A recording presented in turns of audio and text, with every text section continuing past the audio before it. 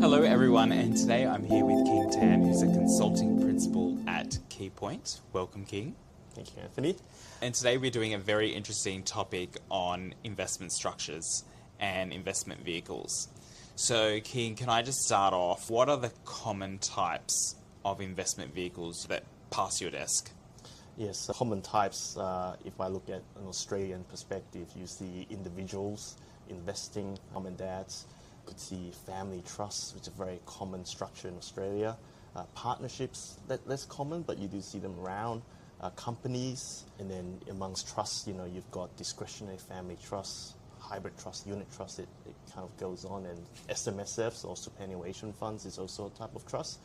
And then also on the offshore side, that's when you start seeing very interesting structures. You could have BVI structures, Cayman Islands, partnerships, or even sometimes from civil law jurisdictions, things that you never thought could exist, does exist. Okay, there's a lot there. So I guess as a starting point, why do people, what goes into choosing your investment vehicle? Yes, so I think it comes down to what's the objectives of investment in a fund such as ProInvest, but what's the objectives that they're looking to do. For example, when you have families that have inherited wealth and grown wealth over time, because Australia is such a high tax jurisdiction, you're starting to find that there are structures such as family trusts that holds together that family pool of wealth to then make investments, and then when investment returns come home, they then split that income amongst the various beneficiaries of the trust that need money. That could be the mum and dad, it could be the grandparents, it could be cousins and uncles. So almost in itself, that family vehicle is to put together money that could be earnings over lifetime, it could be inheritances. So you start off with that, and then there could be reasons such as asset protection. So for example, if you have an individual that's running a business where there's high risk because they're directors of various entities, they might then invest through other structures they have. And there could, of course, be tax reasons as to why certain structures are used. Okay, so income splitting, obviously you mentioned, with splitting it between amongst family members. What's kind of our Australian tax officer's view on income splitting? Is that a loaded question? It is a very loaded question. Whilst trusts have existed for many decades, centuries, if you kind of go back to trust law and its genesis, tax office view, of course, is that the law is what it is. If you have let's say, a discretionary family trust, it earns an amount of income, and then it splits that income amongst two beneficiaries, one being the son and one being the mother, let's say, and they have different tax rates. Then those two individual taxpayers would soak up the income and then apply tax on that income based on their marginal tax rates. Of course, that is open to manipulation, a way to lower the tax rates, where you have, for example, mum and dads that have set up these structures that put together money, but the children, of course, because they're not working full-time or they're on lower tax rates, the idea is to then split income to those children, but the money doesn't end up going to the children's hands. It still is used by the mum and dad for their purposes. So that's where you have issue there. And the tax office is quite, has been quite, I would say, alert on this type of arrangements and educating the community generally. Okay, so in terms of kind of income splitting, it needs to be effectively legitimate. So if there is a distribution to that family member, that distribution needs to go to that family member. As a starting point, yeah, that's right. Okay, and then on the other side, you mentioned kind of risk management and asset protection.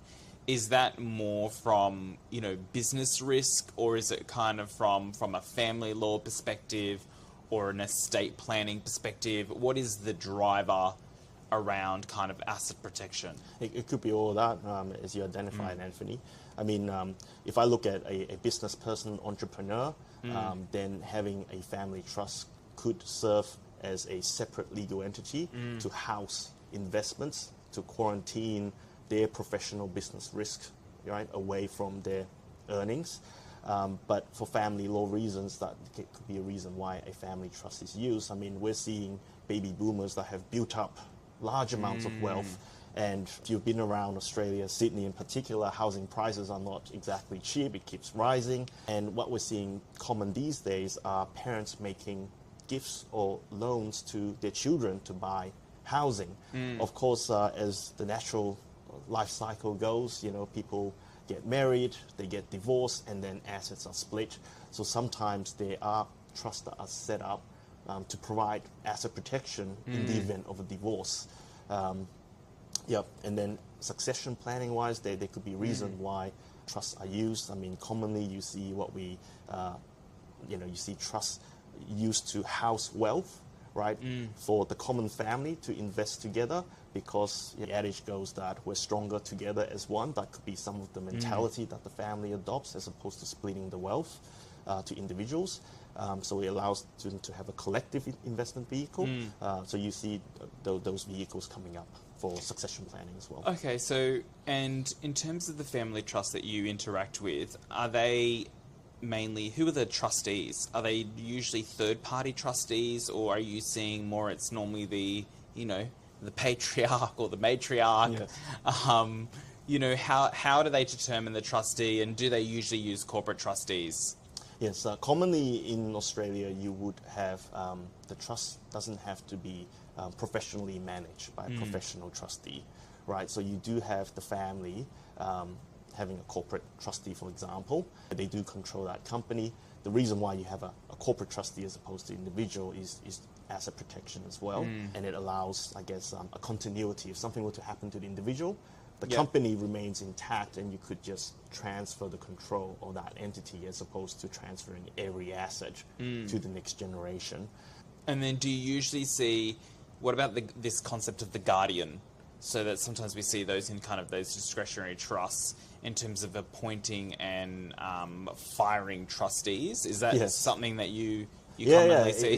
That's right. It's one of the common roles in a typical trust, discretionary trust in Australia, that this person called the appointer or the guardian, or sometimes you can have both of those roles, would have the power to appoint or remove the trustee.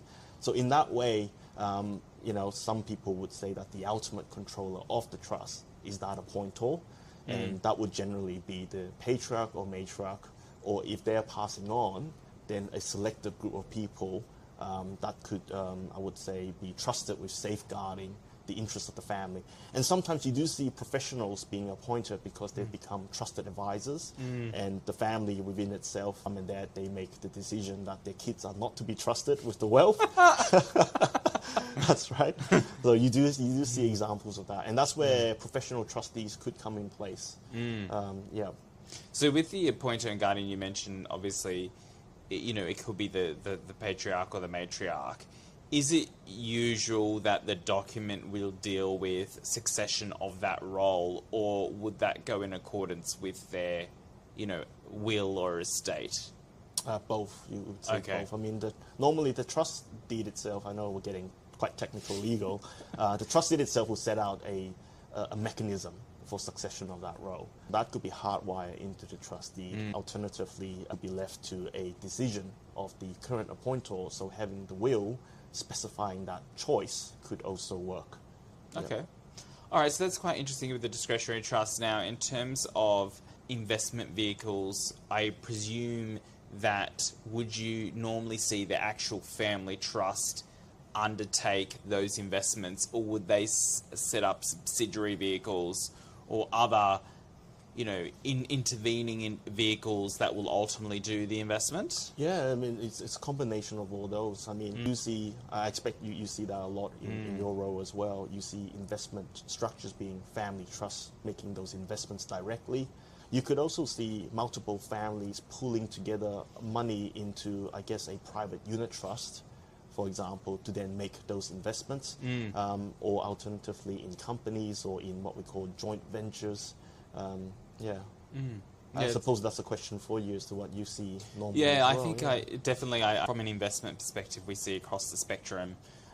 We do know that some family trusts do like to have those vehicles in between in the event that there's any kind of claims or blowback from a risk management perspective, that they don't want their core family trust to be kind of in the firing line, Yeah. you know, in the event of calls or one of their investments goes bad and for some reason there is recourse to the investor, although a lot of our kind of investments are, you know, limited liability investments. So effectively there is a cap on amount of capital that's obviously committed, and you really generally you cannot go above that cap, which is quite normal. A lot of our investments are through the Cayman Islands, and I guess we touched on offshore entities. From your perspective, what are the kind of common offshore jurisdictions that you see involved? Like obviously Caymans is quite common, but what are the kind of common ones that Yeah, I mean, Australia is located, you know, next to Asia, right? So you do see Asian investments coming in. And even though Australia has a history of using trusts, for example, among some of these offshore jurisdictions, the trust is not, is quite foreign, right? You see individuals coming in directly because that's the structure they've always used. There's no issues with that, depending on jurisdiction. You see your usual companies. I think that's a common structure. We're starting to see amongst you know, the Asian countries embracing the use of trusts. So you do start seeing some of those trusts coming through in jurisdictions such as Singapore, where you know, they've held themselves out as a collection point of family wealth. So you're starting to see family offices coming through, and then there's a question, what is a family office? That could be a combination of structures. Then you then see, you know, your Cayman Island structures or your BVI entities. Commonly, you know, even when wealth is housed in Asia, where the family is, they do use those structures to make investments. Do you see, I guess, US investors coming in with those jurisdictions? And then from time to time, you do get investors coming in from Europe. And that's when you start to see, from my experience anyway, different structures, you know, because some of these jurisdictions are civil law jurisdictions as opposed to common law. The structure could be alien, so to speak, from what we normally know. Yeah, I guess that's also been my experience. I think, you know, in Australia, our concept of a corporation is quite one-dimensional. And I think when you do go to those foreign jurisdictions, you start to see these varieties of different types of companies, even though they do have that concept of limited liability. They may classify in terms of what that vehicle can do and what do, and that falls obviously into different exceptions. Just on the limited partnerships, so, you know, in Caymans, it's quite common, you know, but limited partners, definitely with our funds, limited partners are passive, and we have the general partner or GPs that are effectively managing partnership and effectively part of the fund manager, or they effectively appoint the fund manager, but they normally common between, in terms of personnel, between the GP and the LP, one of the GP and the investment manager. But one of the quite interesting things is if you have LPs that become activists and start getting involved in the management of a limited partnership, they effectively switch from being limited liability to unlimited liability, which is effectively, you know, what the role of the GP. You know, obviously that makes sense in a passive investment environment, but if you do have a particular investor that wants to be proactive, presumably they wouldn't like to sit as an LP. Yeah, I think so. Yeah, so that's actually quite an interesting concept, and I guess for those type of investors, that may not necessarily, that type of structure may not work. That's right. That's why I think we go back to what we started with in terms of investment structures. There's a whole range of them, whether you're in Australia, overseas. It ultimately comes down to these objectives, right? You could have passive structures to house certain wealth, but for certain projects, they'll switch on to a structure that allows them to be more active. Yeah. And then what about interactions with unlimited partnerships? Do you still see them? Are they really kind of obviously there's different tax treatments, you know, certain people or certain investors may gravitate to unlimited partnerships, but it has... I think from an Australian perspective, if we look into it, partnerships being used as investment structures are rarer, I would say. We had an interesting investment where the investor linked to India, and because they don't recognise trusts in the same way that we do, their preference was to use an unlimited partnership. ultimately because of they still had the benefit of attribution in terms of attribution of income, which is similar to a characteristic of trusts. And they saw that that was quite an interesting way to kind of set up, again, driven by those particular attributes, and they still pressed on an unlimited partnership, but ultimately the partners were companies. Yeah. Because they still wanted to limit their liability. Yes, that's so it was an unlimited, limited liability scenario, but that was quite an interesting structure, which effectively is like a lot of unincorporated joint ventures are driven by that structure. I suppose from your perspective, from pro-investor perspective, it doesn't really matter who the investor is. You're capable of, making the investment work. It just comes down to things such as whether they do have the legal capacity to enter into that investment, right? Yeah, that's right. Yeah. Just to quickly switch gears to self-managed super funds.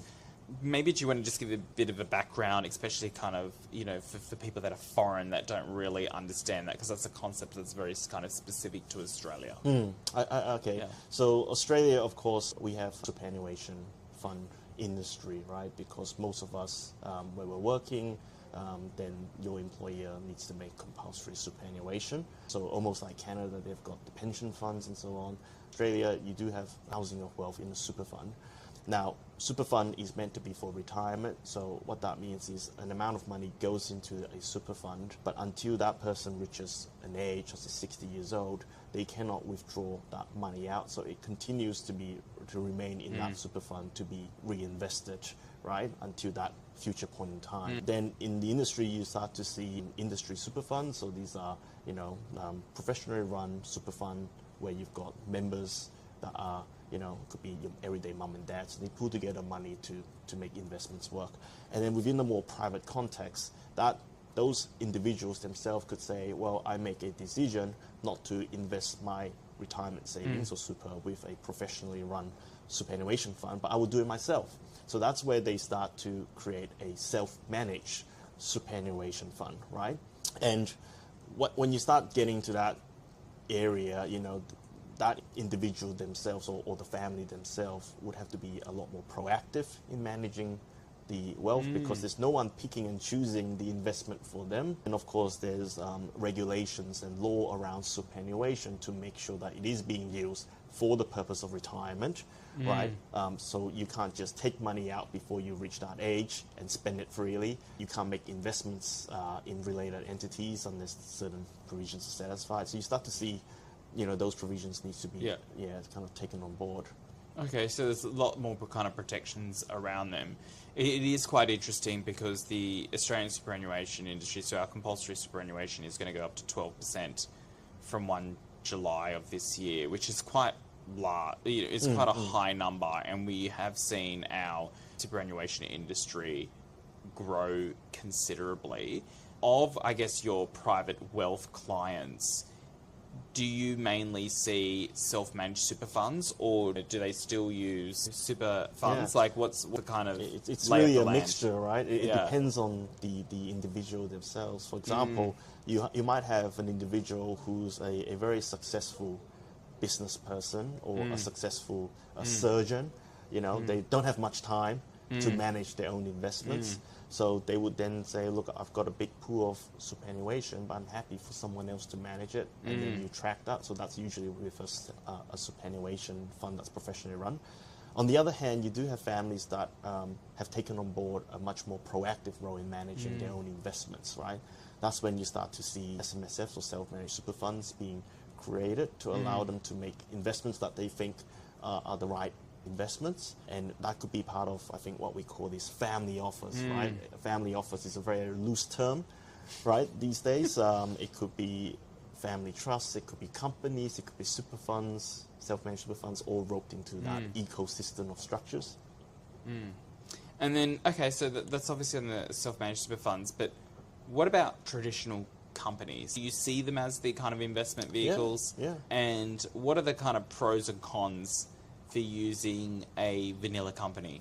Yes. So the starting position of a company is it's a separate legal entity, it's limited liability, right? One of the main benefits that it also has over a structure such as a trust, a partnership, is when it has earnings, it can be retained in that company, right? With a trust, for example, if I pick a family discretionary trust, when it earns income during the year, it needs to distribute that income out to its beneficiaries. Otherwise, under our Australian tax law, the highest tax rate would apply to income accumulated within the trust, right? That could be, let's say 45%, right? Tax rate. That's quite high compared to a company where the tax rate is between 25% to 30%. Right? That's the corporate tax rate. Corporate tax rate. So it kind of facilitates that retention of funds. You don't have to keep distributing out and then trying to figure out how to make reinvestments. So it still serves a purpose. It ultimately depends on what's the investment, and then does it have a place? What's the objectives that you see with the investor? If I walk through a tax scenario, it could also be quite inefficient to use a company from a tax perspective, right? So, for example, if you have a foreign investor making an investment into one of your investments here, right? And let's just say the income that they will get is interest income, yep? So they make the investment here, they'll receive interest income. Then Australia would normally apply interest withholding tax. So they tax that income, right, up to 10%.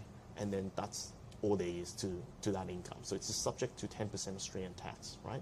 On the other hand, if you have that foreign investor making the same investment, but rather than investing directly, they put the money into an Australian company that then makes the investment, right? Now, the income goes back to the company, still interest income. The company pays tax on that, let's say 30%, yep. And then it then declares a dividend to that investor. There's no further tax on that dividend because its company tax rate has been paid and it's fully franked. But if you work it out, there's now a difference of 10% to 30% tax, right? Yeah. So I think what I see with very well prepared and investors that do plan ahead is to work through the objectives of what they have, what they want out of the investment, what's their objectives, is it asset protection, succession planning, tax goes into that, and just make an educated decision in the investment structure.